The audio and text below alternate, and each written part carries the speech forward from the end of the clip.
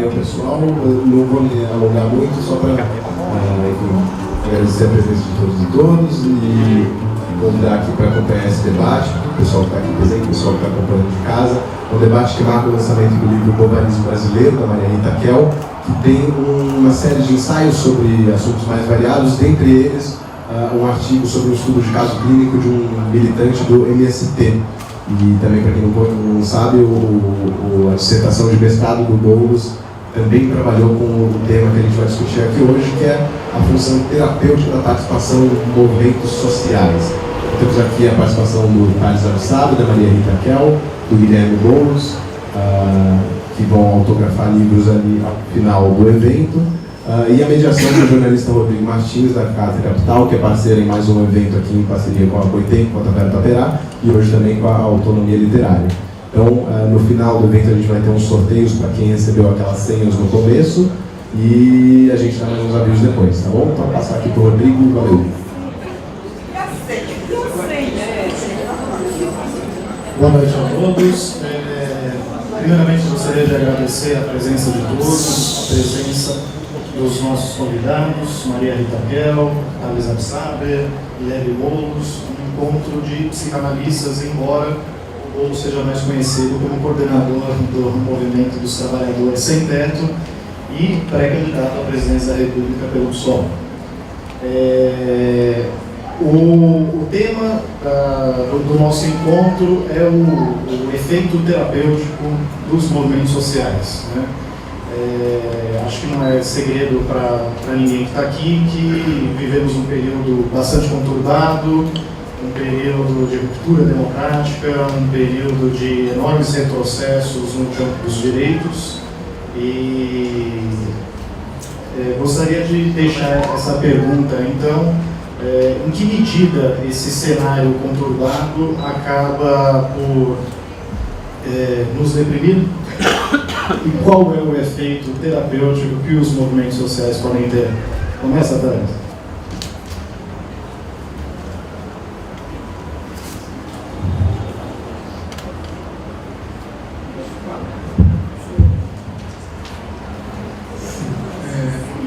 Boa noite, obrigado pela presença de todos, obrigado pelo convite. Está baixo? Melhorou? Tá. Bem, obrigado, muito obrigado. Sim,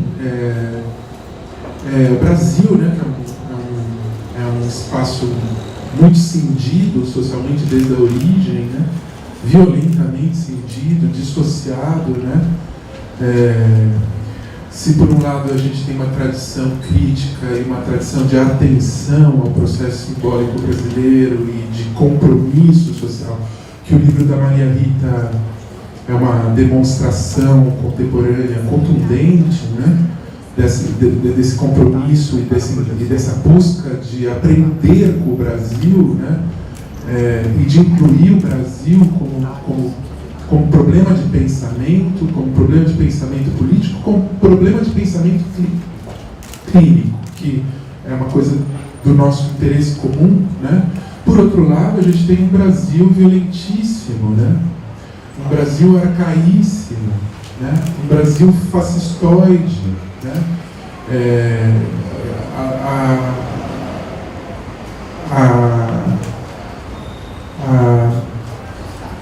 A herança, né, da nossa tradição colonial escravocrata é uma demonstração, né, longa duração dos fenômenos políticos, psíquicos da nossa herança colonial escravocrata, longuíssima duração, né? A gente acabou de ver isso ser atualizado, religado, né? É uma demonstração da realidade da hipótese da psicanálise, de que existem estruturas simbólicas que resistem à história, resistem à transformação, resistem à razão, né? E o livro da Maria Rita também mostra uma coisa que é de grande interesse, que eu também andei pesquisando do meu lado, com outros trabalhos, que existe uma subjetivação que produz formas de defesa e de produção do tipo psicanalítico, um agenciamento do desejo e um modo de específico de dar destino cultural para o desejo, que também é histórico num sentido amplo. Quer dizer, tem uma subjetivação que participa do lugar que uma experiência histórica gerou, é ligada a esse lugar no tempo e no espaço, é uma subjetivação. A nossa modernidade não é a modernidade europeia. A nossa modernidade não é a modernidade do Baudelaire, não é a modernidade da luta de classes que produz atritos e consciência. A nossa modernidade é a modernidade do que a Maria Rita chamou ela optou para a questão do bovarismo, usando uma metáfora derivada lá da questão do bovarismo na França, que é uma patologia da fantasiação, né? Até a gente poderia pensar, até em termos psicanalíticos, quer dizer, as pessoas que vivem um falso, um sistema de desejo, de representação, que não precisa se ancorar em nenhuma prática de realidade, que diz respeito vamos dizer assim, a origem atrasada e independente das classes médias brasileiras, num sistema de imensa concentração de poder, em que de um lado você tem senhores, tradicionalmente, que capturam toda a riqueza nacional, e do outro lado você tem uma massa de exclusão, e a vida popular e a vida do trabalho está fora dos direitos civis. Essa é a tragédia brasileira, e essa é a modernidade estranha brasileira, a outra modernidade brasileira. Então você tem esses defeitos de subjetivação dos homens livres.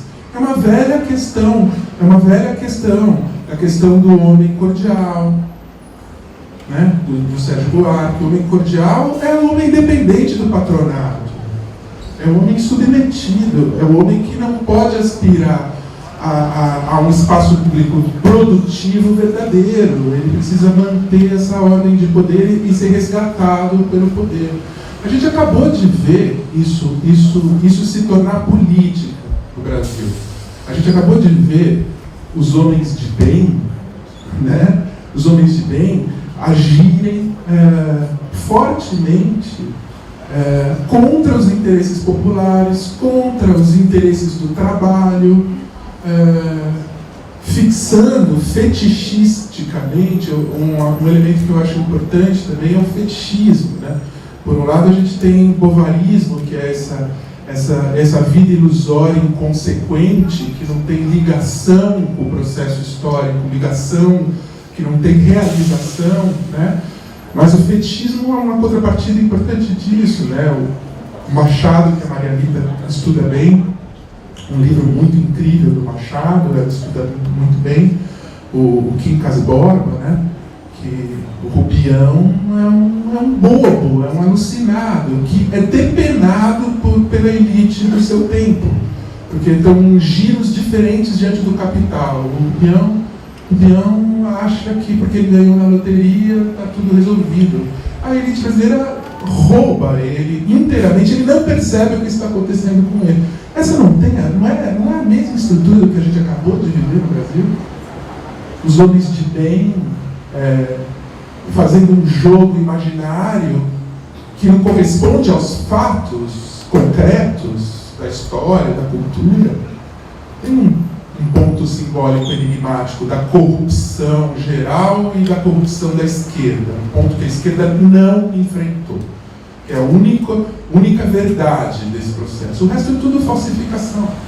Tem uma verdade simbólica que, senão, seria um golpe violentíssimo, uma ditadura, se não tivesse um ponto de verdade.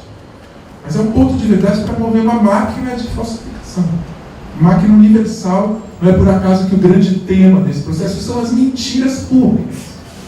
É todo um sistema de poder movido à mentira pública. Mas, na verdade, agenciando a fragilidade da consciência política de toda uma dimensão do país, todos os setores de classe, para entregar o poder para o capital mais venal e voraz. É igualzinho o que acontece no Rupião, se vocês verem. Igualzinho. Quer dizer, em termos mais complexos, porque são processos amplos, sociais, de grupos. Né? De grupos. Bom, então isso eu estou fazendo um comentário da importância do livro da Maria Rita e desse aspecto de que existe alguma coisa que é uma inscrição histórica do sujeito do inconsciente. Isso me interessa muito. Eu também estou terminando um trabalho sobre isso, a Maria Rita trabalha com isso. Isso é uma intuição dos psicanalistas críticos e de esquerda brasileiros. Né? Que a gente tem aqui uma tradição de psicanalistas críticos e de esquerda, que é nossa, foi gerada aqui. Né? Então, só para encerrar, porque é pouco tempo para essa palavra, né? Nós aqui todos, né, temos esses trabalhos importantes de tanto entender a estrutura simbólica do país, o lugar das pessoas nessa estrutura, o efeito de choque e o efeito subjetivante, são processos inconscientes que articula ideologia e inconsciente. Articula ideologia e inconsciente. Né? Essa tradição revela a dimensão da subjetivação inconsciente da ideologia, ou do efeito de sujeito da ideologia. Né? E a gente tem um interesse importante. Maria Rita trabalhou no EMI, eu me lembro também do amigo, do Marco Fernandes, que também pesquisou o mesmo tema que nós, né? Trabalharam no MST, né? No movimento social. Tem coisas importantes aqui nesse livro sobre clínica. Né? Eu trabalho junto com um grupo de analistas na Clínica Aberta de Psicanálise, né? E, assim, para mim também é muito importante que a própria estrutura teórica do pensamento psicanalítico se politize nesse sentido que eu estou falando, que é incluir a história como parte do seu raciocínio, como parte da sua produtividade, incluir a história, a historicidade de um processo. E isso tem questões teóricas imensas em jogo, porque a psicanálise são questões de fundo epistemológico. Quer dizer, a psicanálise originalmente ela tem uma tendência kantiana que vai levar ao estruturalismo, que vai levar a grande leitura do Lacan. Mas ela também poderia ser pensada como um fundo dialético.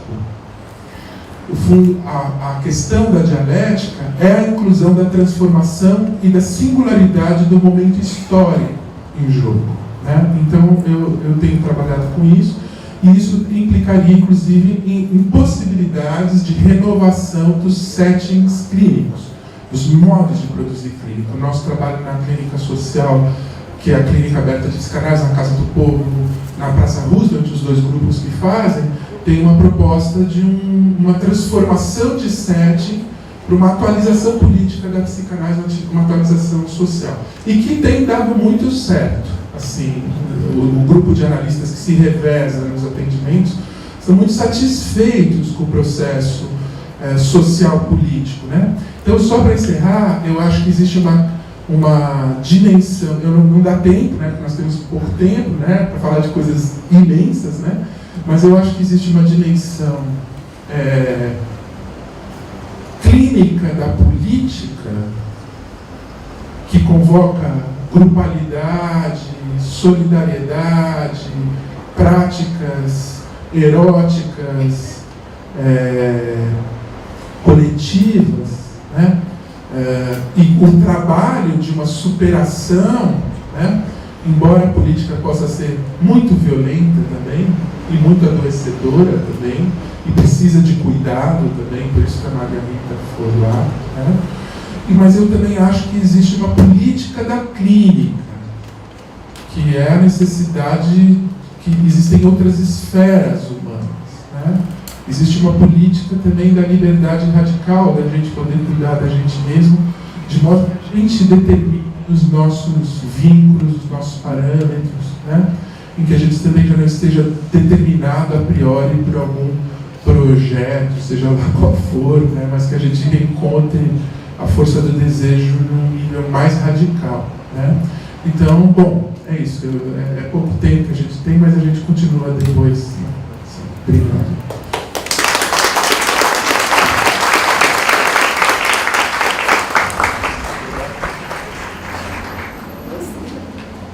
Obrigado, Thales. Antes de passar a palavra para o Boulos, só gostaria de lembrar que o livro da Maria Rita Kel, O Bovarismo Brasileiro, está disponível aqui e que ao término do nosso encontro, se der tempo, vai conseguir autografar alguns exemplares. E também o pessoal da organização está passando por vocês para pegar perguntas por escrito, embora também haverá a possibilidade de fazer perguntas aqui na frente. A única coisa que pedimos é que venha até aqui na frente e use o microfone para fazer a pergunta, e seja bastante objetivo para dar tempo. Fazer menos gente fazer perguntas. E seja bem objetivo para dar tempo de mais pessoas poderem participar do debate. Ouros. Boa noite a todas, boa noite a todos. Agradecer ao convite da Boitempo, da Tapera, pela organização desse debate, cumprimentar a Maria Rita, né, pelo lançamento do livro, pela importância do debate que tem feito, o Thales, cumprimentar o Rodrigo, o Antônio e o Kim, que falaram aqui também no início. Olha, em tempos como o que nós estamos, que são tempos de muita intolerância, ódio na sociedade, na política, tempos em que há uma exploração política do medo,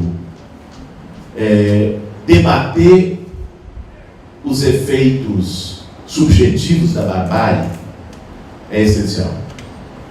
A gente debater como a barbárie social, a barbárie política brasileira se expressa também enquanto violência simbólica é algo mais do que necessário para a esquerda, para a resistência, para a democracia brasileira.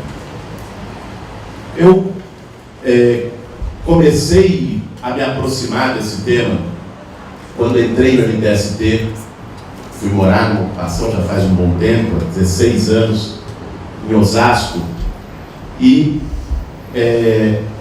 num dia, numa noite, na verdade, uma fogueira, tinha uma roda de conversa, e uma senhora me contou um pouco da história dela, uma moradora da ocupação, e ela disse uma frase que me impactou e que depois eu ouvi sucessivas vezes, variações dessas frases dentro do movimento, de que ela estava de cama, estava tomando medicamento antidepressivo, estava numa situação muito precária de moradia, morando de favor. Quando teve a ocupação, ela foi e, além de ter construído seu barraco na ocupação, também pôde jogar o antidepressivo no lixo. Pelo que ela relatou que a ocupação impactou nela. Depois, isso reapareceu em várias ocupações ao longo do tempo que eu estou no movimento, e outras pessoas também notaram isso, pensaram isso, nós pensamos coletivamente isso no movimento. Eu tive a oportunidade, um pouco depois, de ir para a Argentina, quando estava no auge do movimento piqueteiro, tinham derrubado vários presidentes, foi em 2002, um pouco depois do argentinaço, que se chama, e tinha tido um massacre da polícia argentina contra os movimentos piqueteiros. Mataram 2 pessoas. O massacre da Ponte Pueyrredón, ficou conhecido assim, massacre de Avellaneda. E um grupo de psicanalistas argentinos organizou um encontro chamado Grupo de Reflexão, onde eles iam nas periferias, onde estava o movimento piqueteiro, e faziam rodas de conversa para elaborar aquilo que tinha acontecido com as pessoas. E eu tive a oportunidade de participar de encontros como esse, e ali pode até parecer relato de pregação evangélica, ali eu me converti para a psicanálise. Porque vi encontrei Freud. Por quê? Porque vi que tinha uma potência incrível. A escuta tinha uma potência incrível. Pessoas que nunca tinham tido a oportunidade de uma escuta. E o quanto isso faz bem para as pessoas. O quanto isso é libertador. Bom, voltei, continuei minha militância, depois, muito tempo depois, fui fazer um mestrado, concluí no ano passado, sobre esse efeito terapêutico, como o evento chamou, da participação no movimento social das pessoas. Eu vou dizer que eu mesmo sou prova, esses dias eu me convenci do efeito terapêutico que o movimento social fez em mim, depois de eu ter passado uma manhã tendo que aguentar o Marco Antônio Villa na Jovem Pan. Não ter feito nada, eu me convenci desse efeito terapêutico definitivamente. Agora, É um bom exemplo do contrário, é um bom exemplo de uma pessoa que adoece por perder. Não, aí tem toda uma psicopatologia. Enfim,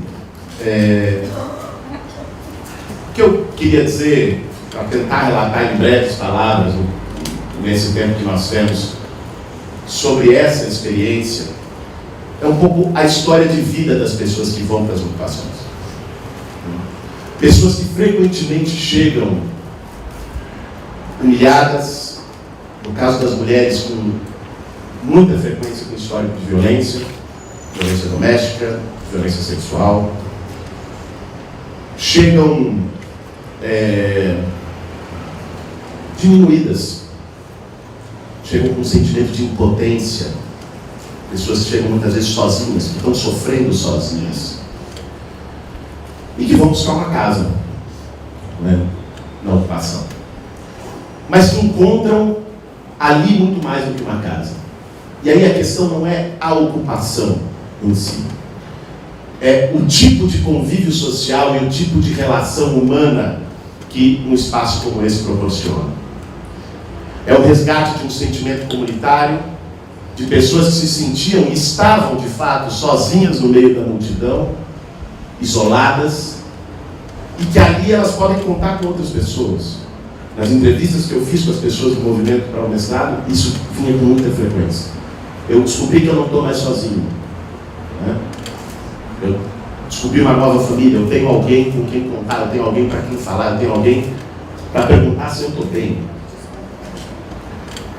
E o quanto isso tem uma importância na dinâmica interna da ocupação, nas relações de solidariedade, na cozinha coletiva, no mutirão de limpeza, na participação na assembleia, nas conversas, nos espaços coletivos, o quanto isso fortalece as pessoas, o quanto isso faz com que as pessoas possam reencontrar um brilho, um sentido que elas tinham perdido. Isso é terapêutico. Essa vivência coletiva, em tempos de depressão política, em tempos de isolamento social, em tempos em que a própria tecnologia das redes, que em tese nos aproximaria, nos afasta, que a relação humana, o contato direto, olho no olho, se tornou algo raro. Em tempos como esses, o convívio forte da solidariedade, do pé no barro, das pessoas se ajudando umas às outras, e a solidariedade é uma via de mão dupla. Porque quem faz o gesto da solidariedade é um ganha-ganha de verdade. Quem faz esse gesto se fortalece, né? Isso são relatos também muito frequentes das pessoas nas ocupações. As mobilizações, o curioso que seja, as mobilizações resgatam o sentimento de potência própria das pessoas. De alguém que via o poder público, o prefeito, o governador, como algo inatingível, inalcançável, absolutamente distante, e que se juntou, se fortaleceu e foi bater a porta do prefeito e do governador numa manifestação e se fez ouvir, se fez ver. Porque há uma invisibilização das pessoas. sobretudo do povo pobre, do povo negro, do povo das periferias, que não é visto, se tornou parte da paisagem, que tem os seus lugares reservados, o elevador de serviço, a porta dos fundos, o dizer sim senhor e baixar a cabeça, e que de repente essas pessoas encontram um espaço onde elas têm vez, onde elas têm voz, onde elas são alguém. Um dos relatos que eu ouvi já no estudo foi de uma senhora que dizia: eu me sentia pior do que chinelo de R$1. Essas foram as palavras dela. Aqui eu descobri que eu posso ser o que eu quiser. Eu descobri que eu posso ser uma empresária, eu descobri que eu posso ser a presidente do Brasil, eu descobri que eu posso ser o que eu quiser. Ou seja, é uma redescoberta da própria potência.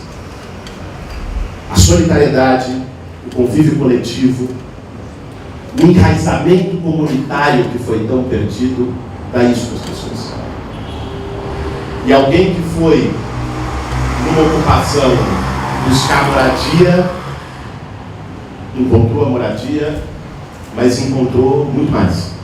Encontrou esperança, encontrou sentido, encontrou relação humana, que principalmente nessa dinâmica urbana destrutiva, avassaladora que a gente vive, se perdeu.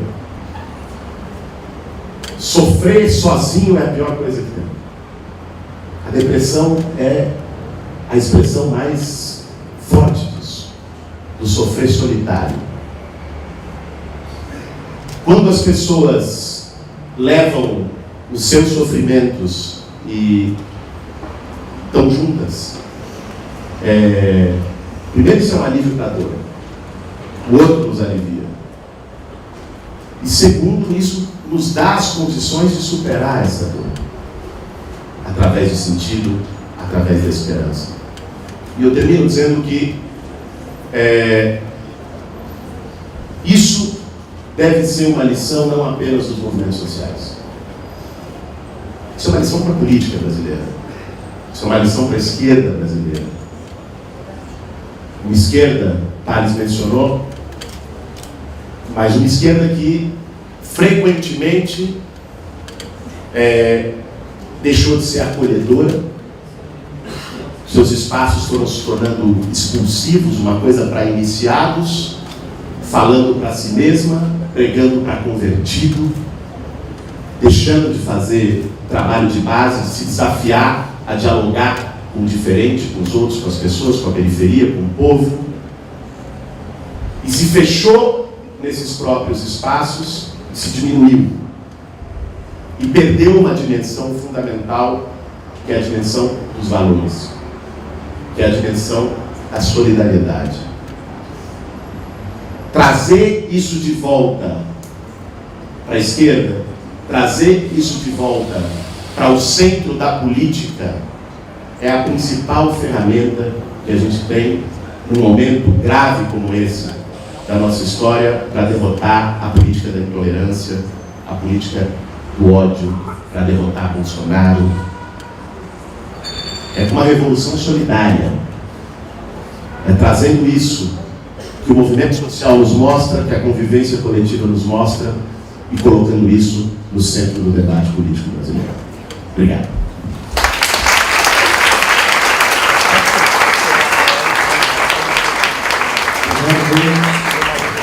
Agradeço pela paciência com desejo que tenha a mesma paciência com o Bolsonaro se um dia ele aparecer em uma liberdade.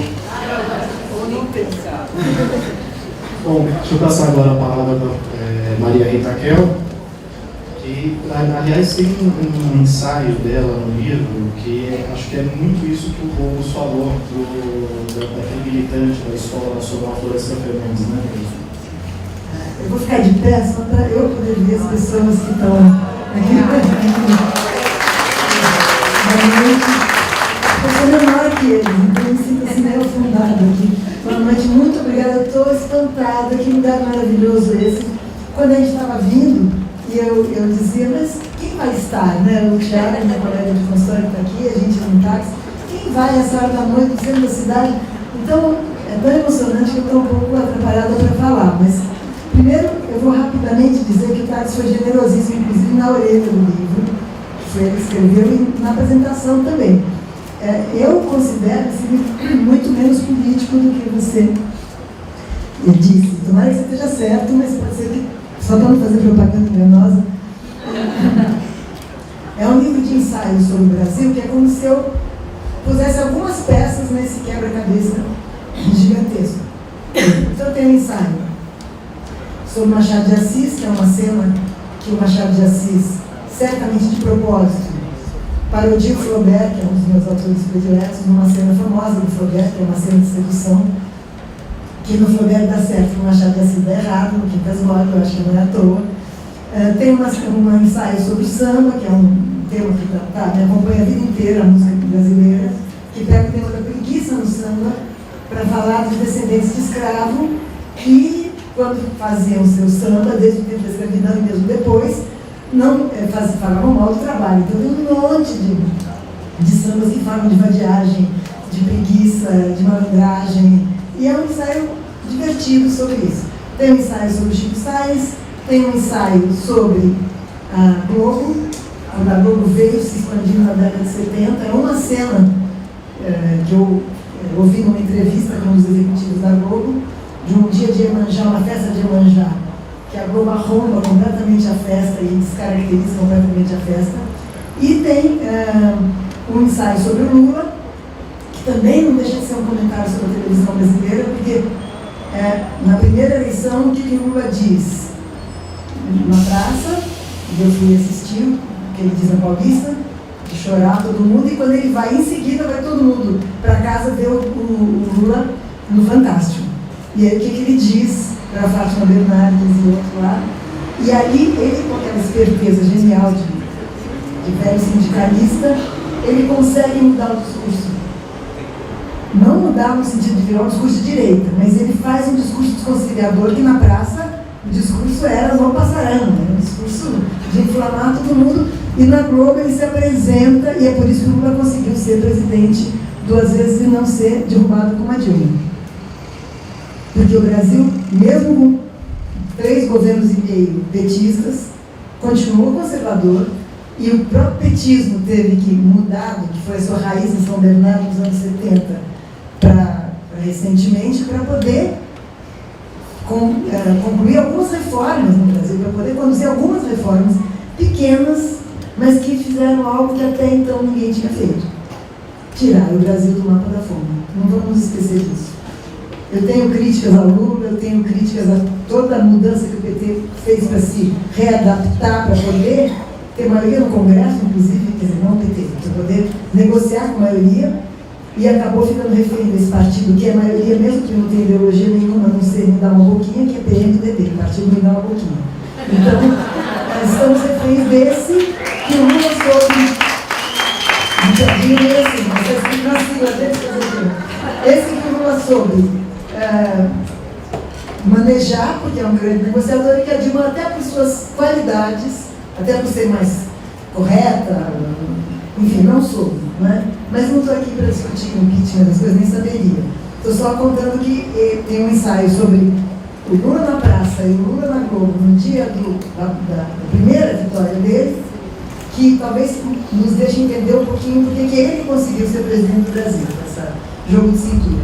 E os outros ensaios, eles vão falando disso que eu acho que o Tales falou, o Guilherme falou também, que são o nosso profundo conservadorismo, com o qual mesmo as forças progressivas têm que se readaptar, né? O Brasil foi o último país livre que aboliu a escravidão, gente. Isso não é pouca coisa. Isso não é pouca coisa. Depois do Brasil, só Cuba, que era uma colônia na época. Quer dizer, o último país livre que aboliu a escravidão foi o Brasil. E, desculpe se eu me repito, porque eu sempre falo disso nos lugares onde eu tenho falado recentemente.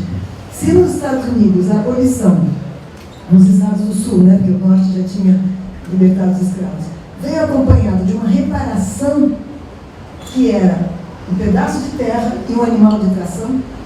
Não sei se vocês repararam que a produtora do Spike Lee se chama Trey Akers and Amigo. Ele faz uma referência aos seus antepassados. Quer dizer, ele só é um cineasta bêbado porque na libertação libertação dos escravos, a família dele ganhou 3 acres e uma mula para começar a vida. No Brasil, não. No Brasil não ganhou nada. O fazendeiro que tinha 2.000 escravos manda 1.500 para a rua para pagar salário, no máximo será um grande fazendeiro para 500, aí vai pagar o salário de fome, evidentemente. E nisso, os nossos irmãos brasileiros, afrodescendentes, ficaram condenados à miséria. Quer dizer, por que hoje você encontra entre os pobres uma quantidade muito maior de pessoas de pele parda, mulata, negra? Porque eles, há menos de 2 séculos, há muito pouco tempo se aboliu essa escravidão aqui, né? São 128 anos, 129, sei lá, 130 anos. E como é que eles iam sobreviver? E eu faço uma pequena homenagem no segundo ensaio, que é sobre o samba, que é daí que surge o samba. É quando essas pessoas que vinham de várias regiões do continente africano começam a se concentrar em algumas regiões que eram regiões não habitadas, ainda não construídas nas cidades, principalmente no Rio, e nas suas festas religiosas, nos seus encontros, na sua vadiagem, não é? Que não era voluntária, mas é porque não tinha trabalho, começam a praticar, a executar e a melhorar isso que já existia em todos os lugares, que é esse ritmo que só existe em alguns países caribenhos e no Brasil, né?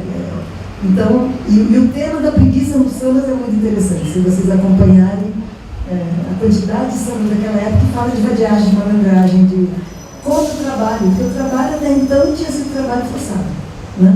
Pensar que esse presidente hoje, com seus amigos dessa elite golpista e muito canalha, quer dar um jeito de não descriminalizar o trabalho escravo, né? Nas fazendas, quer dizer, que ainda existe, que ainda tem gente, e a escravidão por dívida, que é a coisa mais horrorosa que existe. Quer dizer, o Jorge Amado tem um livro sobre isso. Aí eu aprendi com 14 anos que era escravidão por dívida. A pessoa chega sem nada na fazenda, ele precisa de um instrumento para trabalhar, ele precisa de uma roupa para vestir, ele precisa de alguma coisa para comer, e ele já começa a ficar em dívida com o dono da fazenda. E em pouco tempo ele vira escravo. Ele não paga a dívida dele nunca, porque ele precisa continuar comendo, ele precisa de cobertor, ele precisa de um colchão. Isso está voltando a ser admitido no Brasil, e foi erradicado até um pouco tempo, né? Enfim, nós estamos num momento muito triste. Mas realiza. E talvez a única coisa interessante que se pode dizer nesse momento é a luta continua, né? Porque a luta que cura não é apenas a luta dessas pessoas, dos movimentos sociais, do MST, por isso foi tão interessante para mim trabalhar lá. Talvez eu ganhei muito mais do que as pessoas que eu atendi podendo trabalhar lá. E hoje em dia atendendo na Praça Roosevelt, no meio do desânimo. Então eu agradeço muito as pessoas, a você e quem mais nessa que inventou esse dispositivo da clínica na praça. Só para nomear um pouquinho. O negócio fui eu, quem levou para a Praça Roosevelt foi o Alto. Tá, então não, mas quem embolou foi o Thales mesmo. Eu pensei que tinha sido um grupo, não, foi uma boa cabeça pensante. Como também existe já no nosso, é só clínica, a gente não está politizando ninguém, nós estamos só ouvindo pessoas que nunca tiveram a possibilidade de ser ouvidas por um analista. O Tiago, que está aqui, também participa da clínica da Roosevelt, deve ter muito mais gente aqui que eu não estou reconhecendo, mas tem uma pessoa lá atrás. Mariano Augusto, é Adriana? Peraí, quem está lá? Adriano? Desculpa, gente, eu vejo mal de... É a Adriana. Adriano e Augusto estão ali, também participam. Enfim, a gente vai lá, tem umas pessoas que... Alguém segura uma lista, bota os nomes e, por ordem de chegada, as pessoas vão ser atendidas pelos analistas. Acho que isso faz mais bem para nós do que para eles, mas tomara que a gente faça um pouco de bem para eles também. Não é para ser só mais uma expropriação brasileira, né? Acho que não. Acho que a ideia é também que as pessoas possam falar, porque isso foi o que o santo Freud inventou há muito tempo atrás, que não é o médico que vai dizer o que você tem que fazer, não é o médico que vai te dar conselho. Fala. Então, em parte, a luta que cura, não só nos consultórios, é a gente se expressar. Então, as pessoas que estão aqui, que estão se reunindo, que vão falar daqui a pouquinho, assim, que eu calo a boca, que vão perguntar, que vão dar suas opiniões, isso me lembra muito o momento mais esperançoso no final da ditadura, que é quando coisas assim começaram a acontecer. Né? Vocês eram mais novos, mas quando coisas assim começaram a acontecer. A ideia de que voltamos a debater, ele estava no calcanhar da mão. A ideia de que nós voltamos a debater, voltamos a ocupar o espaço público, voltamos, e a frase mais linda que se disse desde aquela época, e temos que continuar dizendo agora, que é: a luta continua. Então eu quero terminar com isso, já que terminou o tempo.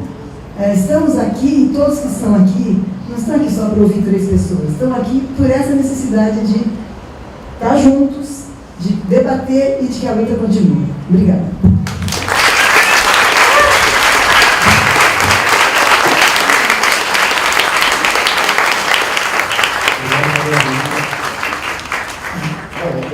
Agora é a hora que abrimos para perguntas. Quem gostaria de fazer a primeira? Vamos pegar algumas na sequência? Tá? Umas 3 ou 5. A gente pede que as pessoas procurem fazer perguntas e procurem ser breves para dar tempo de mais gente falar, tal. Procurem, enfim. Tá bom? Seu nome? Boa noite. Quero parabenizar a Tapera, a Maria Alice, a todos os participantes e a vocês, público. Bom, a pergunta é o seguinte. Bom, na Europa, falou-se em modernismo e tal, né? Na Europa, a luta de classes foi sempre muito dura, desde a Revolução Francesa e tal. Aí, chegando aqui ao Brasil, a questão é saber, nossas lutas aqui acabam sempre sendo propostas partidárias, ao invés de se tornarem propostas de Estado. Né? Então, a questão da luta da mulher, né? Da participação da mulher na sociedade, no Estado, tudo acaba sendo relegada. Eu queria saber se, mesmo assim fazendo um paralelo com a Europa, que também agora tem uma retomada da direita, se nós aqui conseguiremos fazer com que isso se torne uma política de Estado e não uma política de partido. Essa questão da luta de classes, da participação da mulher, essa submissão do povo. Obrigado. Cristina, aqui. Quem estiver fora, quiser fazer uma pergunta, chega aqui na porta, procure entrar um pouco na tapera por questões de microfonia e qualidade do som, por favor. Oi. Guilherme, isso que você estava dizendo sobre os movimentos de ocupação, eu tive a oportunidade de participar de um deles, e eu venho de uma classe bastante burguesa, assim. Então, quando você disse que os movimentos de ocupação, eles não eram só uma questão de moradia, mas uma possibilidade de convívio, foi exatamente o que eu senti lá, assim, vindo de uma estrutura extremamente burguesa. E eu penso que se a gente torna... Eu acho que talvez existisse um grande poder da nossa parte, assim, se a gente conseguisse fazer com que essas pessoas golpistas entendessem que o modo como elas vivem não é tão legal assim, porque elas estão tomando quilos de remédio para aguentar a solidão e para proteger o medo e etc. E quando na verdade a coisa está muito mais fácil e acessível, né? E eu acho que é uma questão midiática antes de tudo, né? Porque esse meio burguês de onde eu venho é um meio burguês, inclusive, que tem acesso ao poder, que teve acesso a educação de grande qualidade, de ótima qualidade no Brasil, mas que está se martirizando e está sofrendo com uma certa lógica e que está assistindo Rede Globo de televisões e que está acreditando que o modo de vida é aquele, quanto mais proteção, quanto mais grade, quanto câmeras ali, você vai estar se adequando a essa situação, né?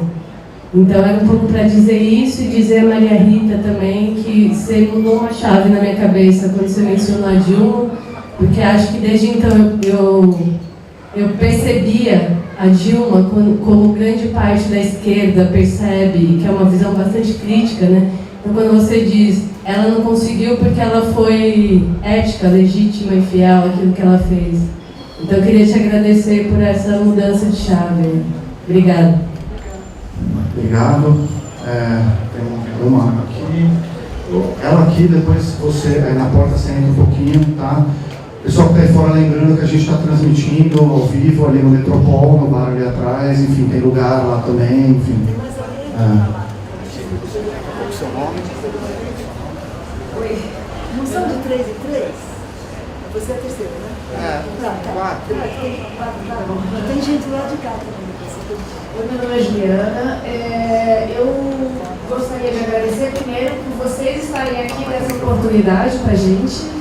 E eu queria escutar um pouquinho de vocês sobre essa questão trazida por Freud, da psicologia das massas, e como o MST vai reverter isso, né? Então, ele, enquanto que é um movimento de massa, mas eu acho que ele traz não esse de Freud, né? Mas até para a gente compreender um pouquinho mais a importância dele, enfim, e o papel dele na sociedade. Obrigado, vamos pegar duas aqui, ele e ela, vai que a gente fecha 5, e aí vocês respondem aquelas que vocês, enfim, sentirem mais, tá bom? Bom? Chega aqui, chega mais perto, por favor. Oi, Fernanda, boa noite, queria agradecer pelo evento, por vocês três aqui, foi muito legal. Eu gostaria de perguntar um pouco, na verdade, de um outro lado dos movimentos sociais que eu já conheci, muitos colegas meus já conheceram também, que é uma espécie de apagamento da subjetividade. Eu já vi muitos casos em organizações de pessoas que acabam caindo em depressões ou que sofrem violências dentro do movimento, que sofrem assédio, enfim, diversas questões, e que não são reconhecidas, o sofrimento delas não é reconhecido, e porque não é considerado material suficientemente material, ou, enfim, um pouco esse problema que pode existir nas organizações. Obrigado a você aqui, o último então. Tá.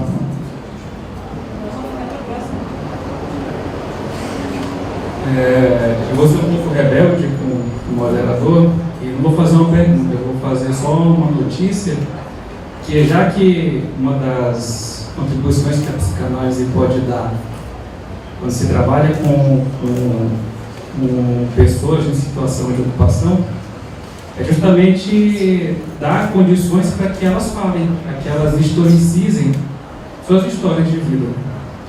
E dizer que eu sou de Manaus, e lá na cidade de Manaus, eu estou trabalhando com a União Nacional por Moradia Popular, lá com a Cristiane e Guilherme. E eu estou fazendo pesquisa de mestrado lá e, paralelamente, eu faço um trabalho de escuta.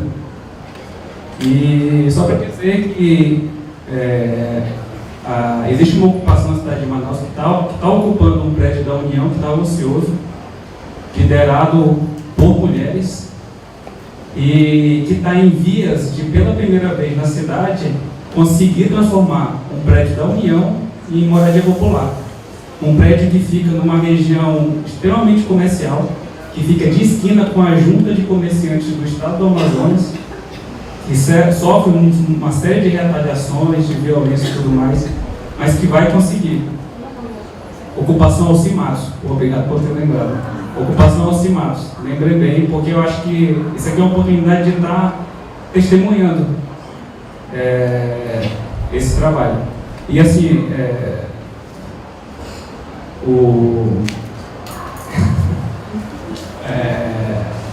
as ocupações, os movimentos sociais têm uma função terapêutica, eu consigo perceber e sentir isso, mas também tem um movimento contrário. As pessoas adoecem muito. Lá na ocupação onde eu trabalho, onde eu estou fazendo a pesquisa, as pessoas têm adoecido também por causa das condições em que elas vivem, porque o espaço entre o privado e o público entra em conflito, enfim, uma série de coisas. Eu sei que, agora vou fazer uma pergunta, eu sei que psicanálise trata de uma ética, claro, mas assim, de uma ética. Mas eu gostaria de saber, eu me autorizei analista, eu sou psicólogo, na cidade de Manaus eu não tenho formação de analista e tudo mais. Mas eu acredito no inconsciente, leio Freud e Lacan e estou atendendo. Assim. Você faz as lives? Faço. Com que situações assim vocês se deparam mais? Você que faz escuta nas ruas, psicanálise nas ruas, é um negócio que a gente está tentando fazer lá em Manaus. Eu percebo isso que a Maria Rita Kel falou, de que a gente se ajuda mais que os moradores. Não, você falou uma coisa assim, nesse sentido, faz isso pra gente. Eu percebo isso. Assim, o que você tem a dizer para quem está começando a fazer isso numa cidade em que a psicanálise está audica? Obrigado. Obrigado. Bom, eu fui a última, agora eu pedi para ser a primeira. Vou responder uma por uma, tá? Anotei, vou responder rapidamente, para também não tomar muito tempo. As lutas no Brasil são propostas partidárias, não propostas de Estado. Eu acho isso. Quem falou isso? Eu acho que está errado. Os partidos representam o Estado não é nada. O Estado é um aparato burocrático, de posições de poder e de tocar políticas que depende do que a gente pressiona para que ele faça. E os nossos canais de pressão são os partidos. O Estado sem partidos é um Estado ditatorial. Não dá para começar de novo, mas pelo menos ouça, o Estado sem partido é um Estado ditatorial. Porque daí, quais são os nossos canais? Ficar todo mundo na rua pressionando o Estado? Como é que essas pessoas se reúnem? Quem reúne essas pessoas? Quais são os nossos representantes no Estado? O Estado tem que ter nossos representantes. Os nossos representantes representam diferentes classes sociais, então são diferentes partidos com diferentes propostas. Abolir partidos só porque tem corrupção nos partidos, tem que abolir a burguesia, meu filho. Porque quem corrompe? Quem corrompe? Quantos executivos foram presos? Além de Deus, a verdade, só para mostrar que a missa está certinha. Quem corrompe? Não é questão de não ter partidos, é questão de não ter uma burguesia corruptora que continua mandando. Qualquer governo que seja, continua mandando. Bom, desculpem, fiquei um pouco exaltada por isso. Bom, sim, concordo, movimentos de moradia são oportunidades de convívio também, acho que são muito interessantes. Agora, se os golpistas são felizes ou não, graças a Deus, gente, nem no meu consultório, nem na minha família, nem entre os meus amigos, eu tenho muita sorte, eu não conheço nenhum para saber se eles são felizes ou não. Tomara que não seja, ponto, sei lá, mas eu não conheço nenhum. Aqui as pessoas aqui, né? Bom, enfim. Então, eu não entendi isso, essa pergunta, como o MST vai reverter a psicologia das massas, mas talvez, quer dizer, não entendi perfeitamente, mas talvez o MST, embora seja o maior movimento de massa do mundo, não trata seus militantes como massa. A diferença é essa. Eles são organizados em um monte de outros núcleos, a partir de o líder, que é o STED, que foi quem criou, ele tem um papel histórico, ele é o líder histórico, ele vai eleito. E ele não tem nenhum cargo, ele é o líder. Então, quando precisa falar em algumas situações, é ele, mas não é só ele. E o MST é totalmente numa estrutura de pequenos núcleos.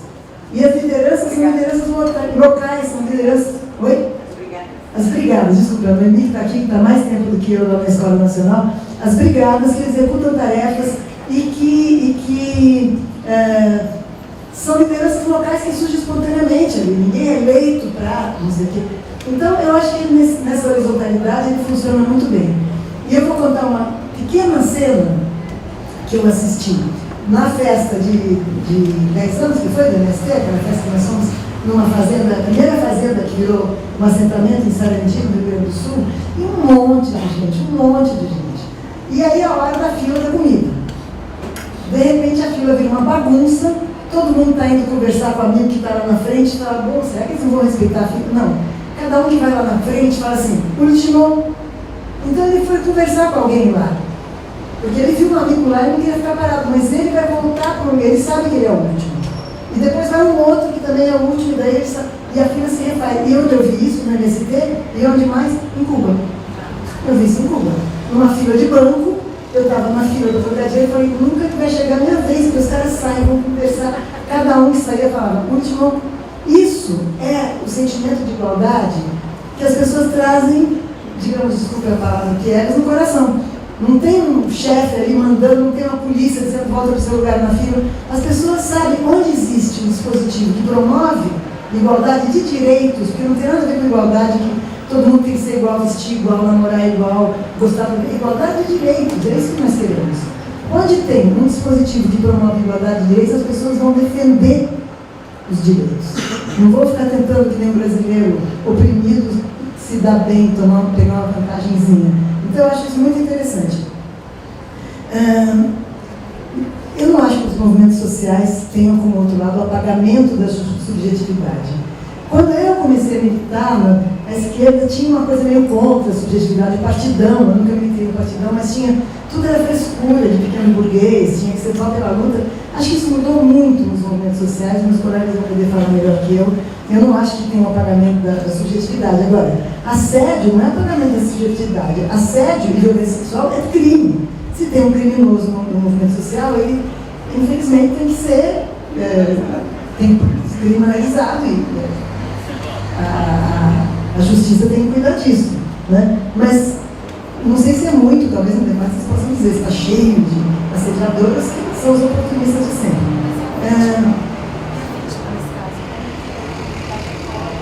Isso não sei, a comunidade tem que acolher as vítimas, mas não à toa a gente está na Praça Roosevelt, não à toa a gente foi analista no MST, no MST eu não vi nenhum, 6 anos lá, não vi ninguém se queixando de abuso, viu?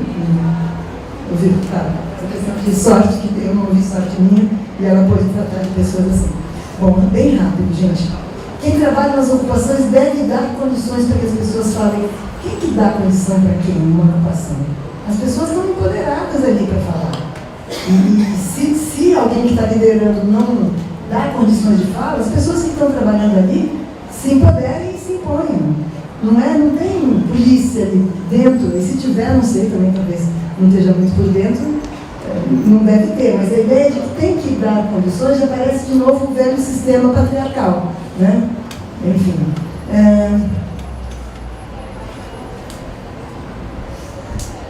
A psicanálise trata de uma ética. Em Manaus tem gente que não tem informação, mas está atendendo. Eu não entendi essa questão. Se alguém quiser explicar. Tá bem. Ok, então não sei explicar. Obrigada. Obrigado, Maria. Passar para o Boulos.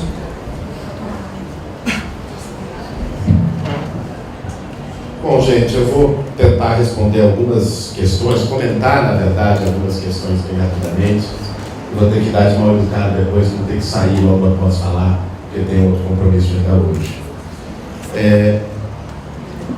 Bom, a questão da Ana Cristina, eu entendi a tua questão como dizer, o que a violência generalizada na sociedade produz e reproduz de sofrimento também no outro lado do muro. Né? A sociedade dos muros, ela não resolve o problema para qual o muro foi criado. Você pode botar muro, cerca elétrica, carro blindado, não vai resolver. Não vai apagar. A angústia não vai apagar o problema.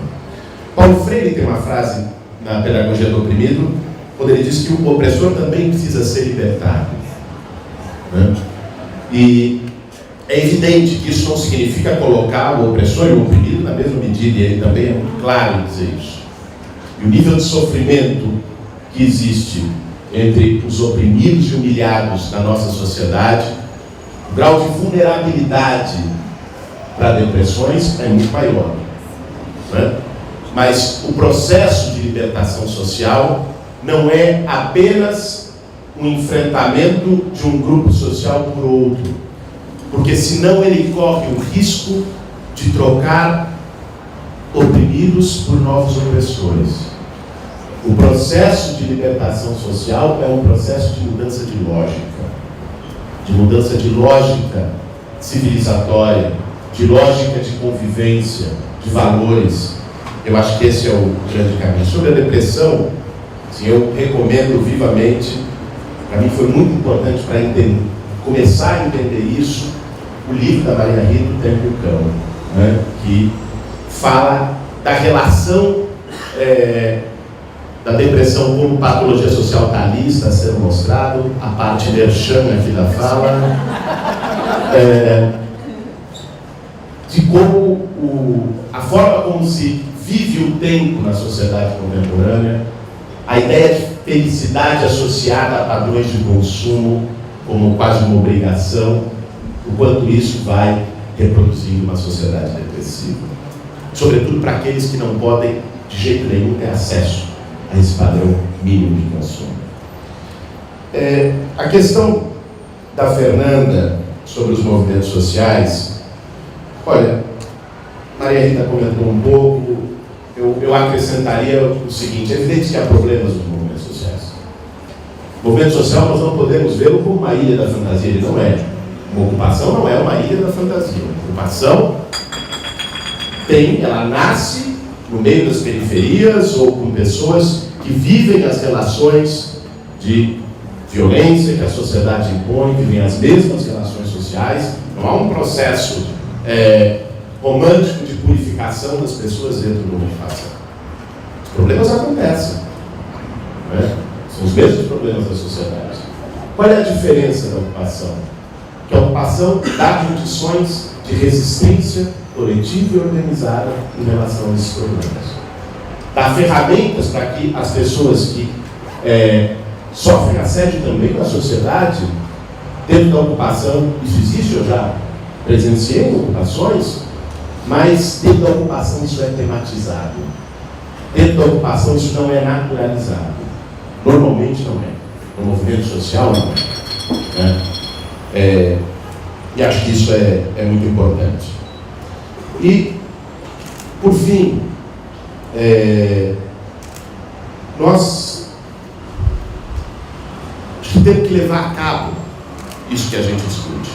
O tempo é muito grave para que a gente fique nas discussões, nas compreensões e a gente não traduza isso no nosso cotidiano e nas nossas relações. Né? Nós não podemos correr o risco de desmoralizar a solidariedade dos nossos valores. O que significa pregá-la e não fazê-la. O que significa defender a igualdade, defender a solidariedade e na nossa vida cotidiana humilhar, destratar, se valer de privilégios de determinadas condições sociais para manter e perpetuar esses privilégios e essas condições sociais. A mudança que a gente quer para a sociedade, nós temos que realizá-la. Na nossa postura, na nossa ação, nas nossas perspectivas. Quero fazer o convite, porque imagino que tem gente também aqui da área da área da saúde mental, psicanalistas, psicólogos, psiquiatras. A gente organizou, a partir de debates como esses, e a partir também da experiência que psicanalistas fizeram com o MST e de outras experiências que são feitas, grupos de atendimento nas ocupações do MST aqui em São Paulo. Desde o ano passado tem acontecido, tem sido muito interessantes, tem sido espaços de escuta privilegiados e evidentemente estão abertos para todas, para todos que queiram, que possam, que se disponham a contribuir com essa experiência. Termino dizendo que nós precisamos falar de sofrimento, nós precisamos falar da subjetividade, porque parte da violência que a gente vive hoje passa por uma naturalização da violência simbólica, da intolerância, do preconceito, de manter os tabus, e de que isso vai gerando um clima na sociedade, um clima abafado, um clima profundamente antidemocrático, e que vira o que nós estamos vendo hoje. Comentários agressivos e intolerantes em redes sociais, deixando de ser só isso e virando tiro, virando assassinato político, como que matou a Marielle, no Rio de Janeiro. Hoje fazem 90 dias do assassinato covarde, brutal da Marielle. Uma mulher negra que veio da favela, que ousou fazer de um outro jeito, ousou falar, não se deixou silenciar, se ligou aos movimentos sociais e se empoderou nos movimentos sociais e foi assassinada por isso. Nós precisamos enfrentar esse ambiente que corrói a democracia, que reproduz a intolerância e o ódio como práticas comuns do fazer política e que mata, gera violência, militariza. Eu termino aqui uma homenagem à Marielle, reforçando a nossa exigência de justiça por Marielle, depois de 90 dias. Marielle! Marielle! Marielle! Valeu, desculpa, professor.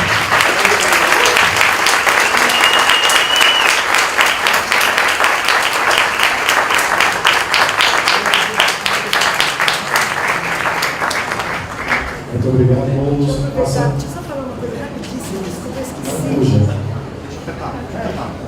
Eu estou com um programa de rádio online que os militantes da Vila Madalena me convenceram a fazer. Rádio Madalena Conversa Solta, chama o programa online, e um dos entrevistados é o Bolso, por isso que eu queria aproveitar que ele está aqui. Uma entrevista brilhante. Vou entrevistar você em breve, já te comprometo aqui. Tem 21 entrevistas já ladadas, Stedley, cantoras também, artistas, enfim, um monte de gente, um monte de mulher também. E, então, obrigada. Só vocês, www.rádio Madalena, o programa chama Conversa Solta. Obrigada.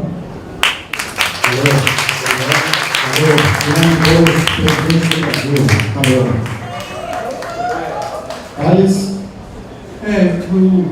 Sei, são tantas questões, né? Tantas questões de tantas dimensões, né? Luta de classes, direitos das mulheres, representação da luta como partidária ao Estado, luta de classes. Bem, luta de classes é uma realidade do capitalismo. Luta de classes é uma figura do capital. Onde há capital, há classes. Que tem um processo histórico, não é as classes têm circulações, produções, relações que não são iguais em 1848, quando Marx escreve o Manifesto Comunista, e hoje. Tem um processamento de processos de mediação tecnológica, de direitos, de conquistas que as lutas de classe produzem. Né? Agora, então, assim, lutas do campo identitário, quer dizer, mulheres que representam metade da humanidade, né? As mulheres atravessam as classes. Tem mulheres ricas, burguesas, que não necessariamente veem o mundo como mulheres não burguesas, que pode estar identificado mais com seus privilégios de classe do que com os problemas das mulheres, que os problemas das mulheres para uma mulher rica e burguesa são muito diferentes para uma mulher pobre e negra. Mulheres também está atravessado pelas posições de classe, isso. Né? Ao mesmo tempo, as lutas das mulheres, por exemplo, ou dos negros, os negros se aproximam muito mais das classes trabalhadoras e excluídas por causa da sua história. Né? As mulheres não, se distribuem em todas as esferas de produção de subjetividade em uma sociedade de classes. Né? Então, tem muita confusão, eu acho. A gente precisa, sei lá, reordenar essas categorias, esses conceitos. O capitalismo produz classes, e dentro das classes tem histórias diferenciadas. Das mulheres, dos negros, dos gays, dos trans, são processos de sentido diferentes, mas que podem estar no campo de uma classe. Né? que é produzido constantemente pelo capital. Quando o capital ataca o trabalho, como aconteceu no Brasil, o capital deu um golpe espetacular, complexo, estratégico, que se utilizou inclusive de fragilidades simbólicas da esquerda institucional, né, para chegar ao poder sem voto, e então destruir as leis trabalhistas, e então abrir o Estado como um jogo de forças direto, de interesses privados direto que ocupam o Estado, a ponto de interesses privados chegar a relativizar o controle do trabalho escravo.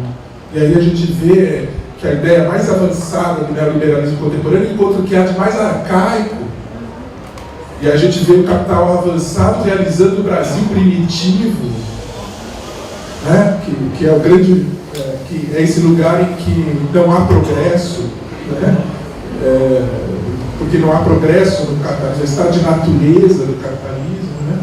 Enfim, quando há um ataque a direitos e a direitos da classe trabalhadora, esse ataque vai se distribuir entre os vários setores da vida de modo diferente.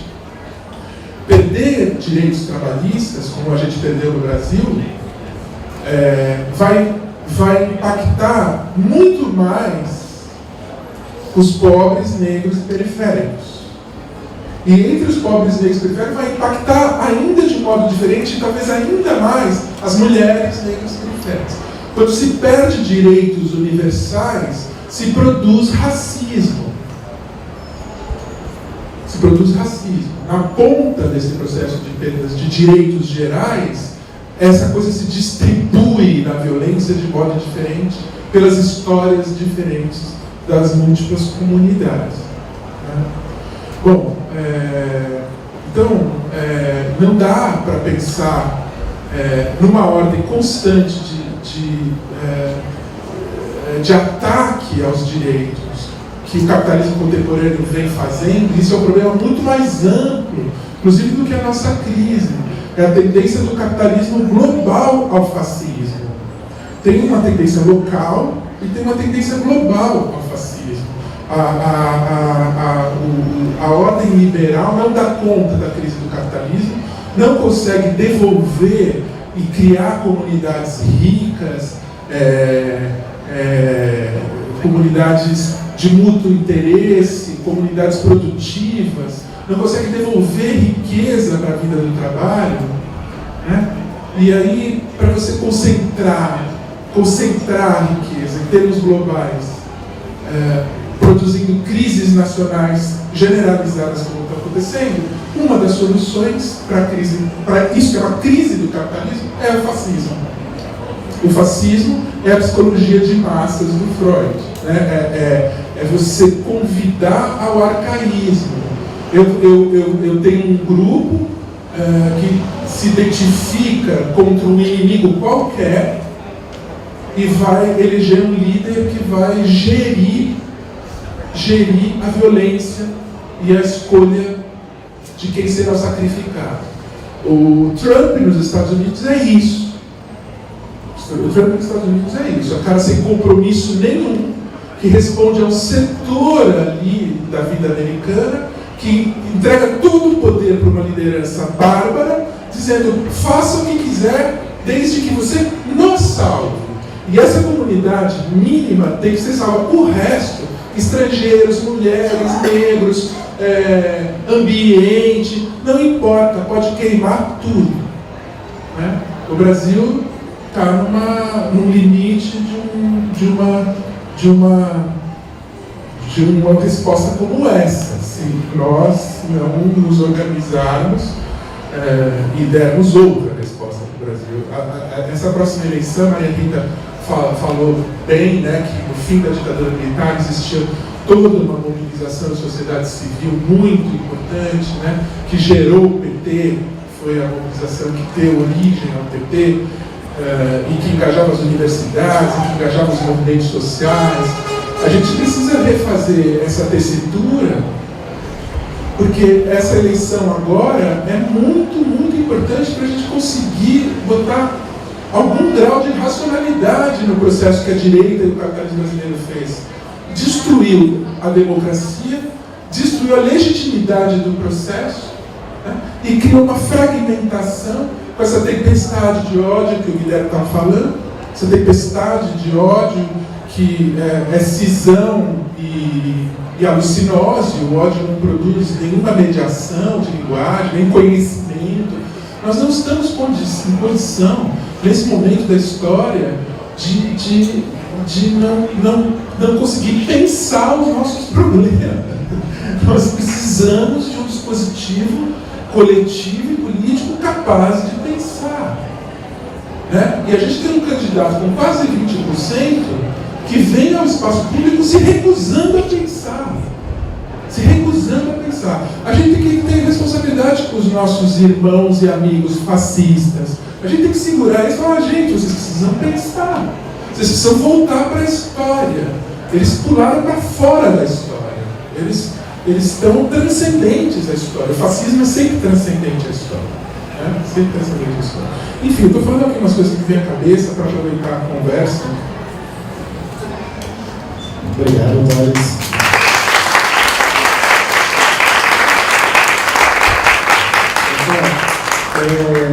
Temos que encerrar o debate impreterivelmente às 9h da noite. Então eu vou abrir para uma nova rodada de perguntas, mas peço a compreensão de todos para limitar a 3 perguntas e que a pessoa que faça a pergunta realmente seja bastante objetivo e se abstenha de fazer comentários. Oi, é você. Entra, por favor. Seu nome e pergunta. Kika, para Maria Rita. Eu participei da sua campanha, você tinha um cover chamado Desobedeça. E eu não fiz nenhuma campanha. Não sou eu. Eu não fiz campanha de nada. Obrigada. Não, muito obrigada por ter participado, mas eu deve ter sido de outra pessoa. Então, desobedecendo aqui, quem que eu aqui que você, né? Levanta. Bom, meu nome é Ingrácia, eu sou educadora, trabalho na região do Paris, aqui no Campos Elíseos, e acompanho ao lado assim, dos meus alunos assim, essa questão social do movimento sem teto. E tem o caso de alunos, aí, no caso do incêndio que ocorreu no prédio, e a gente percebe algumas coisas assim, que o Boulos ele respondeu minhas perguntas, quase todas. Mas aqui, quem está aqui, o que eu observei foi o seguinte: a sublocação dos espaços, a poesia do movimento, que o Boulos falou, e também quando chega as pessoas que querem tirar foto, aparecer, porque no momento de dividir, não vemos. Às vezes doar o que sobra é bom, dividir é nobre. Mas a gente vê essa questão desses movimentos que estão sendo assim pisados, não pela política em si, mas justamente localizar esses nichos, esses focos dessas pessoas que estão afetando diretamente as pessoas, né? Afetando diretamente. A questão é o seguinte, como que a gente pode trabalhar para poder tirar essas coisas que vão detonando, vão minando a questão do movimento sem terra, sem teto, e que não vem da política, né? Oi. Ela? Você? Pergunta. Queridos psicanalistas, vou fazer uma pergunta rápida. A partir da pergunta da Maria Rita, ela me citou, eu queria fazer uma pergunta. Os movimentos sociais, os dois, já têm mais de 15 anos. O outro deve ter isso, a mesma 20.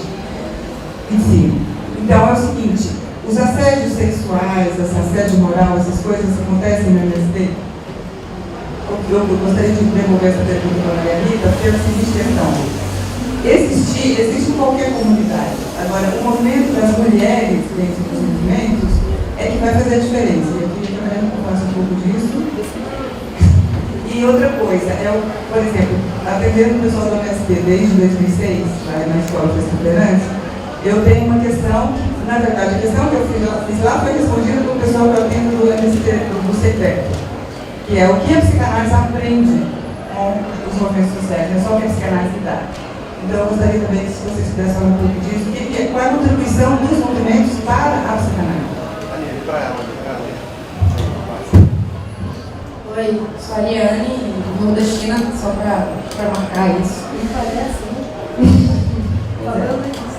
É uma mistura do Nordeste inteiro, na verdade, mas enfim, para a Rita, é uma pergunta clínica, na verdade, assim, até constrangida, mas é quase uma pergunta muito minha, que atravessa a clínica, eu sou jovem, psicanalista de Fortaleza, mas eu percebo que a ideologia atravessa muito a clínica, sobretudo psicanalíticas. Você vê que os psicanalistas são sempre às voltas, pelo menos mais marcadamente, né, na sociedade, misturando subjetividade com política. E é um desassossego meu, assim, como se dá o manejo psicanalítico quando a ideologia atravessa o discurso clínico, mais especificamente. E eu digo isso assim em todas as classes. Quando, por exemplo, você está numa escuta de uma pessoa de periferia que fala de Bolsonaro, ao mesmo tempo em que você pode atender uma pessoa de classe média que vai estar ali repetindo o mesmo discurso. Isso me deixa muito em dúvida quanto ao lugar ali, como é, porque eu sei que tem que ser muito separado a questão da escuta, mas ao mesmo tempo é difícil de estar ali as duas pessoas, psicanalista social e militante, e ali onde você tem que ter uma escuta mais limitada nesse sentido, obviamente, você não vai estar politizando, tu entendeu? Enfim, obrigada.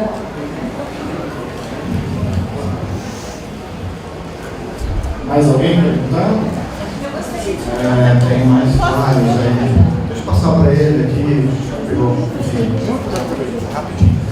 A Maria Rita e o Thales. Tem uma frase do Paulo Miguel Salles. Meu nome é Eli, eu sou educador, eu sou estudante de psicologia. E aí eu quero muito conhecer o seu projeto, porque eu tenho um projeto de desenvolver chamado Clínica Solidária na periferia da Zona Sul. Pois bem, eu pergunto a seguinte. Uma frase do Paulo Miguel Salles Oliveira, ele diz o seguinte: a dolorosa construção de nós mesmos, a dolorosa construção de nós mesmos se dá na dialética rarefeita entre um ser e ser outro, sobre essa desconstrução, sobre essa falsa identidade do Brasil, que vocês colocassem essa impossibilidade do Brasil ser entre o ser e o não ser, tá bom? Pode fazer a pergunta? Pode fazer? Eu gostaria que você falasse Última pergunta no microfone. Pode, calma, você tem que fazer no microfone, calma, estamos te dando a palavra, tá? Então, eu gostaria que você falasse um pouco sobre essa clínica da Praça Música, que me interessa muito. Eu sou moradora aqui do centro e gostaria de saber como que é que isso funciona. Não é, você já falou. Desculpa. A gente devia ter combinado para não fazer pergunta difícil, essa que ele fez ali, entre ser outro, enfim. Movimentos sociais, apagamento da subjetividade, violências e assédio. Gente, o movimento social é um movimento com um monte de gente que traz seus problemas de casa também, de neurose. Tem assédio nos movimentos sociais? Tem. Tem violência? Tem. Só que o movimento não é um misto em relação a isso.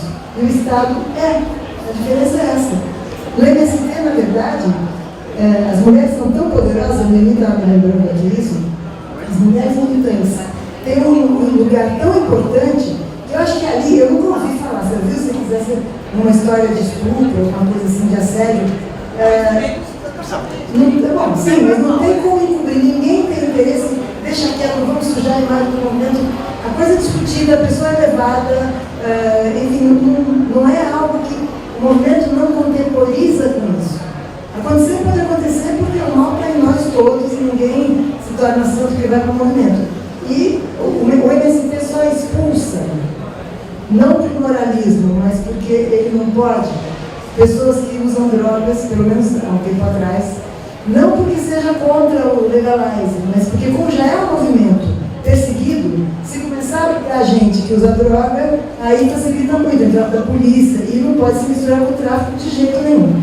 Então é a única coisa que é uma discussão importante, a legalização de drogas, é acabar com 90% da violência no Brasil que vem do tráfico da droga ilegal, né?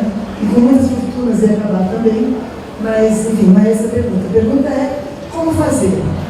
Os movimentos sociais talvez tenham mais condições de amparar uma mulher que se diz estuprada, de chamar todo mundo para conversar, de conversar e discutir se aquele estuprador vai continuar participando daquele movimento ou não, porque é um movimento orgânico.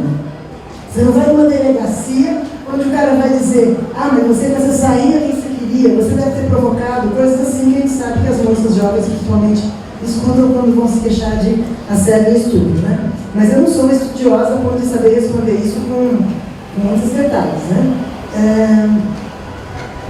Quem trabalha nas ocupações deve dar condições para que as pessoas falem, tá, deve, mas as pessoas têm que reivindicar e se organizar também para se empoderar para falar. Quer dizer, uma ocupação não é um lugar, e não deve ser, em que tem lá 3 ou 4 líderes e eles que estão dando condições.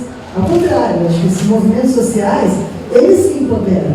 Né? Se eles não se empoderarem, eles estão fadados ao fracasso.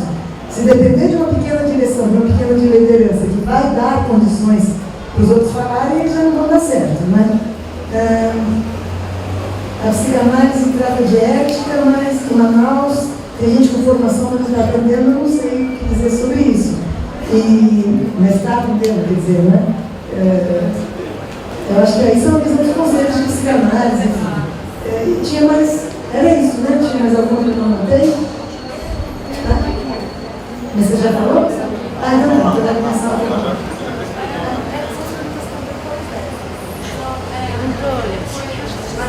Oi?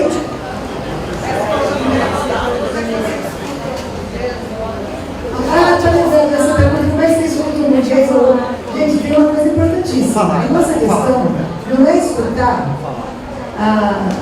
o dia a dia da pessoa, nossa questão é escutar inconsciente. E o Freud descobriu uma coisa genial: as formações do inconsciente são universais. Então, é claro que vai ser muito difícil escutar, por exemplo, eu já cancelei um atendimento com um paciente que molestava o filho. Eu tentei dizer: não, assim não dá, assim não posso te atender. Ele falou: tá bom, parei, mas isso no meu consultório burguês, não no movimento social. Não, parei, você tem razão, não posso. E depois de algum tempo veio dizendo: eu não parei, eu menti para você. Aí eu falei: então tchau. Que aí não dava. Enfim, um homem que não molestava filhos, que molestava crianças, em geral. Mas mais poder do que isso a gente não tem. E a gente não pode entregar um paciente para a polícia. A condição da clínica é que a pessoa possa falar qualquer coisa. Então, a minha vontade era dar o nome desse cara para a polícia. Mas aí, acho que a nossa ética da clínica acaba aí. Mas eu nunca escutei isso no meu trabalho com movimentos sociais. Eu escutei uma clínica de classe média. A questão ideológica, gente, vocês acham que gente de direita não procura? Não tem nem que lidar com isso. Infelizmente, eu não tenho que lidar com gente de direita, não me procura. Eu tive um paciente de direita soft, um senhor, que não era de esquerda, mas era uma pessoa assim, hoje ele estava louco. Mas você acha que o bolsonarista não procura? Eles vão fazer transferência com quem pareça que é bolsonarista. Ou então vai lá para provocar, mas quem vai lá para provocar vai embora rapidinho. Então eu não tenho experiência clínica com isso. Felizmente, mas eu gostaria de poder responder essa pergunta que não gosta. Olha, o que a psicanálise aprende com os movimentos sociais, né? Tem toda essa dimensão subjetivante que o Guilherme falou bem, né? Que são vínculos de mutualidade, vínculos grupais, vínculos de amor, como se viu em Freud, né?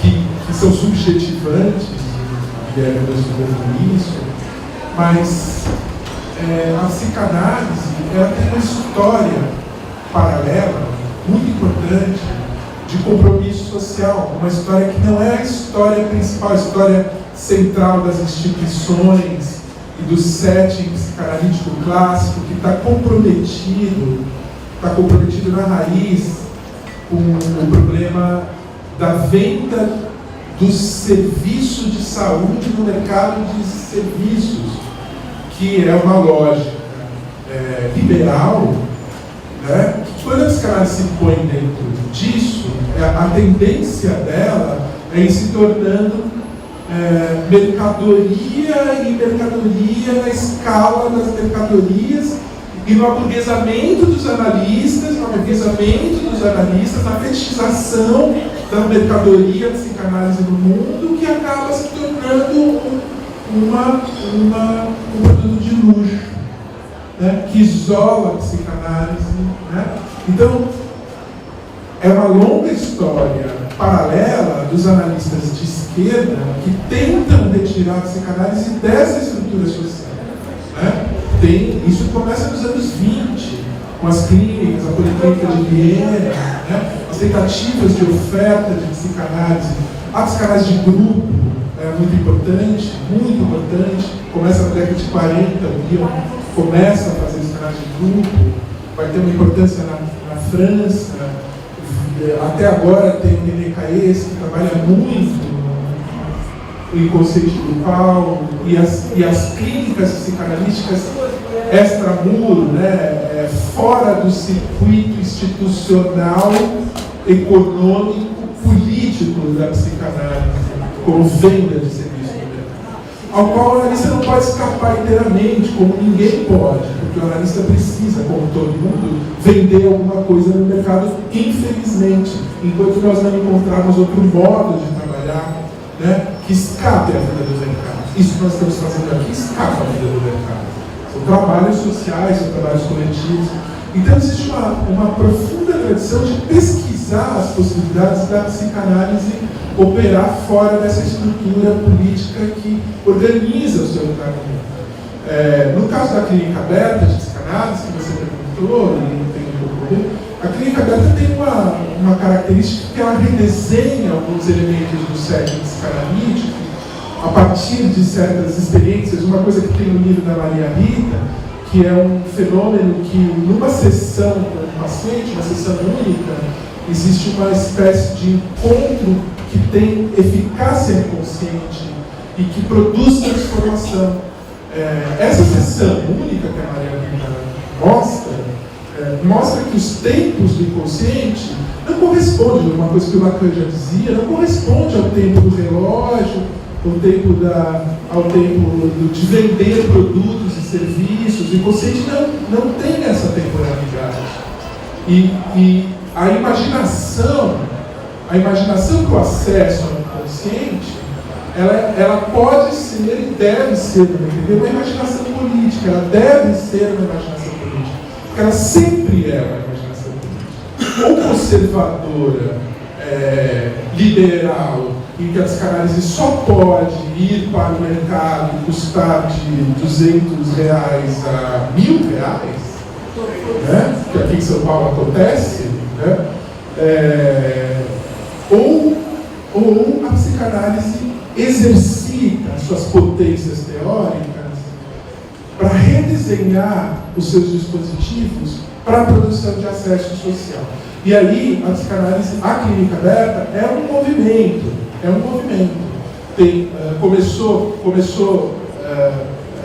O formato dela começou com um convite da Vila Itororó. Depois, o grupo de analistas foi para a Casa do Povo, e depois se desdobrou um segundo grupo na Praça Roosevelt. Existem em São Paulo 2 grupos, um na Casa do Povo, no Bom Retiro, que é com o qual eu trabalho, um na Praça Roosevelt, onde a Maria Rita atende, né? E outras pessoas. São grupos. É um dispositivo em que os analistas se revezam, o dispositivo que eu imaginei, baseado nas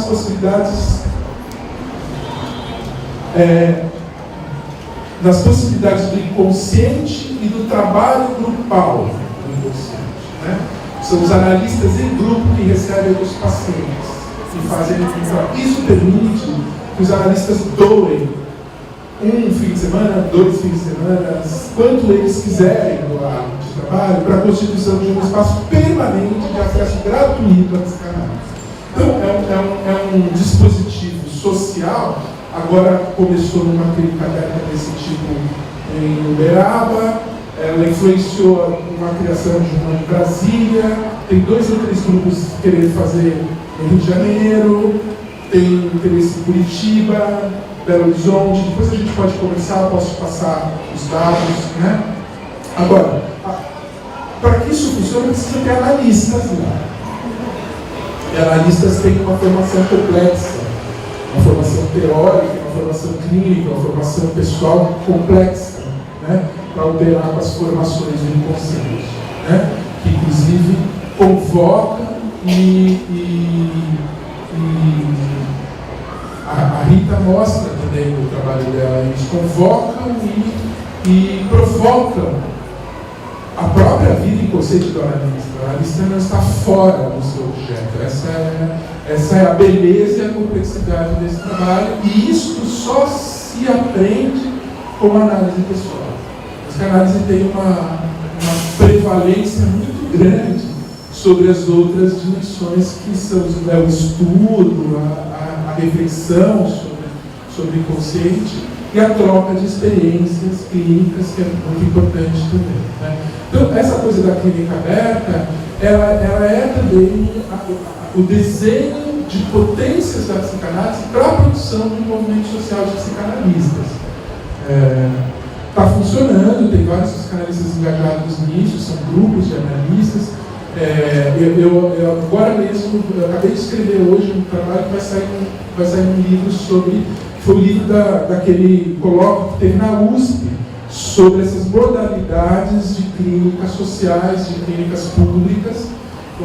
Há um mês atrás, 2 meses atrás, teve um colóquio importante na USP, onde se apresentaram os trabalhos que estavam disponíveis aqui entre nós. E nós da Clínica Aberta apresentamos esses 7. Então vai sair esse negócio. Tem essa revista Lacuna, que é uma revista eletrônica na internet, Lacuna, uma revista de psicanálise muito boa. No número 3 da revista Lacuna tem uma discussão sobre a Clínica Aberta de Psicanálise. Quem quiser lá, uma sessão chamada Telecare. 2 analistas discutem ali. Então tem uma discussão sobre a Clínica Aberta, onde eu apresento o setting, né? Eu apresento esse módulo de trabalho. Né? Então, eu acho que os movimentos sociais provocam a psicanálise na raiz. Na raiz, né? Porque na raiz a psicanálise, até por uma necessidade de proteção histórica original, ela se tornou mercadoria burguesa. Mas ela não precisa ser. Nada garante que ela precisa ser.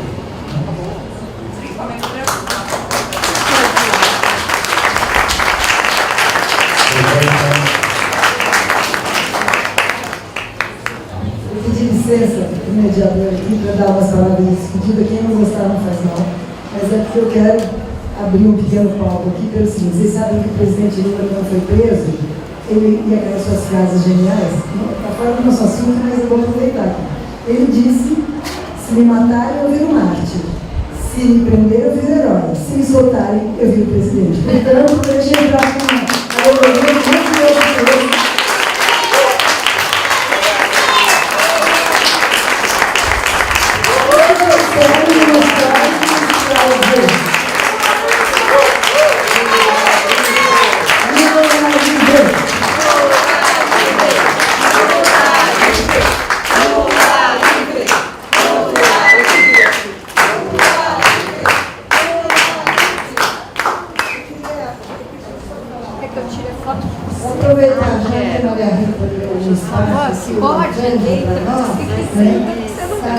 É o seguinte, a gente começou a fazer bem dentro desse espírito, né? Que a gente é uma semente por aí. Nós, um grupo de 4 mulheres, começou a fazer flores pela democracia e pelo humanismo. Hoje nós somos assim, um pouco maior, nós somos pequenos, mas cada vez temos mais adesões. E se vocês quiserem, também tem um pouco a ver com a temática que foi colocada aqui, né, a gente tomar os espaços públicos, né, tornar a discussão e o problema social e o sofrimento na coisa pública. Então a gente tem feito flores no Largo da Batata, na saída do metrô, quase toda quinta-feira, essa quinta-feira vai ter. Já teve homem de rua, carregador, que foi fazer flor com a gente, conversar, né? E com isso tem pessoas que vão se aplicando. E a gente tem que procurar estar presente em eventos que a gente acha que pode multiplicar esse efeito. Muito obrigada.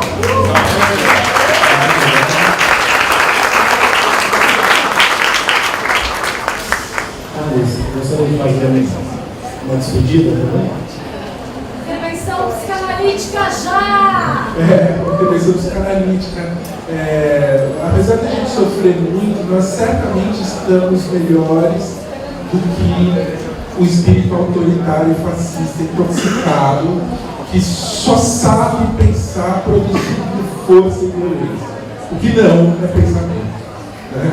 O que não é pensamento. Então, a gente precisa, de fato, preservar a nossa capacidade simbólica, a nossa capacidade amorosa, fazê-la valer, como diz o Guilherme, né? Fazê-la valer.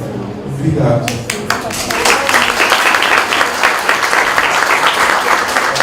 Eu gostaria de agradecer muito a participação dos nossos convidados que estarão aqui depois do evento para autografar livros deles. Além do Polarismo Brasileiro, há uma série de outros títulos da Maria Rita Peu e também do Carlos Abstável. E agradecer, sobretudo, a presença de todos vocês aqui, que realmente lotaram o ambiente. É impressionante. Muito obrigado mesmo.